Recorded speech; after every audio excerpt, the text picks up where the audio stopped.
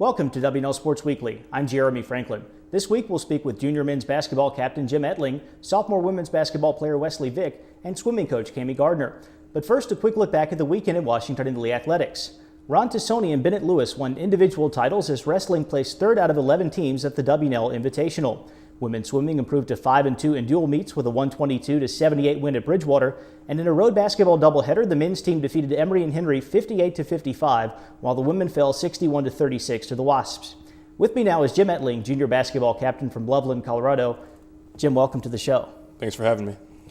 The team's winter break included a nail-biter against fifth-ranked Williams. You also got to practice at historic Hinkle Fieldhouse in Indianapolis on your way out to Chicago. How will those experiences help the team as you dive into the heart of the ODAC schedule? Well, as you know, the ODAC's always it's a tough conference, and so the trip to Chicago, practice at Hinkle, was more of a making sure we're on the same page and making sure there's a unity between us, and then the nail biter at Williams just kind of proved to us that we could play with anybody, and it showed us the level we have to play at in order to compete in the ODAC, really. You're 33 of 35 at the free throw line this season. That 94% mark currently leads the ODAC. What makes you such an effective free throw shooter? Well, I think number one, free throws were designed to be easy. But number two, that's actually my mom. It's the only thing she cared about when I was growing up playing, so all that credit goes to her. The Generals are 2-2 in the conference as you start a 3-game homestand against Randolph tonight. ODAC road wins are very tough to come by. You got a big one at Emory and Henry last Saturday, but how much more important is it to play well at the Warner Center?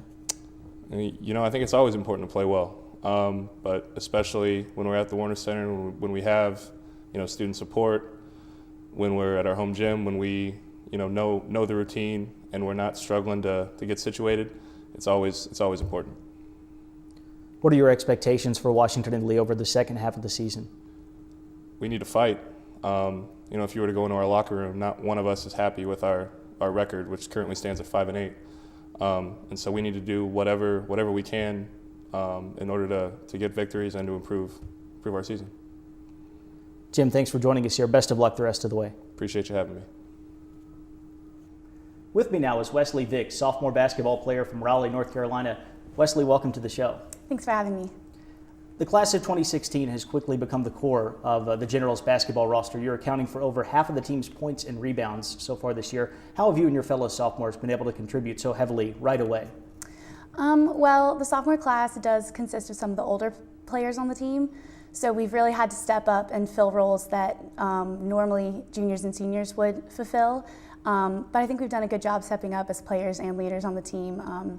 We've got a year under our belt, so we know how each other's strengths and weaknesses are, and so I think we've each stepped up in our own way.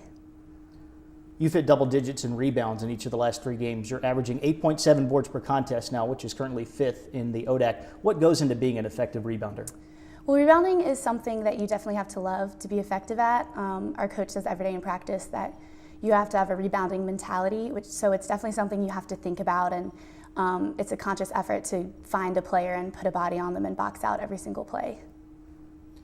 The Generals have had a few tough outings since coming back to action after the holidays. What do the Generals need to do to get back on track in the ODAC schedule?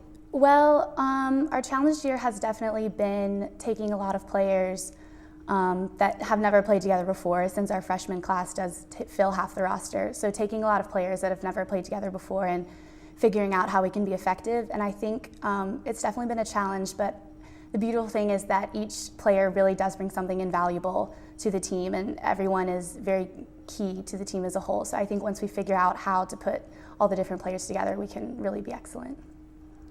As you've mentioned, this is a very young roster. There are no seniors on the team this year. What's the mindset knowing that this group of players will be together for several years? It's definitely a challenge not having seniors and those players who have had 3 years and have that confidence under their belt, but it's really exciting to know that we can come back next year with the exact same assets that we have this year and the exact same potential, but have that extra year playing together and just know that we'll be that much better because of it. Wesleigh, thanks for joining us here. Good luck the rest of the season. Thanks for having me. With me now is swimming coach Gardner. Cami, welcome back to the show. Thanks very much. How pleased have you been with the first half of the season for the Generals? Incredibly pleased, actually. We are pretty much half freshmen this year, very young squads, and we focused a lot on things outside of the pool this year, developing a team atmosphere, really making it supportive, and doing the work in the pool, but certainly making sure that everybody knows their place, knows their spot, the role they can play on the team, and is excited to participate. The women returned to action against Bridgewater this past weekend. Both teams head up to Catholic this weekend. The previous meet was back in November at F&M. I know you've had lots of off-season training and so forth, but how difficult is it to come back with such a long gap between official competitions? It's really difficult. The fact is, training and competing are completely different beasts. We've done a great job training, but we had to shake out the cobwebs a little bit at Bridgewater. So I'm really looking forward to some great competition from Catholic and Marymount this weekend. You have tri-captains for both the men's and the women's teams. You were talking earlier about the youth of the rosters this year. Mm-hmm. What did those 6 athletes bring to Washington and Lee swimming?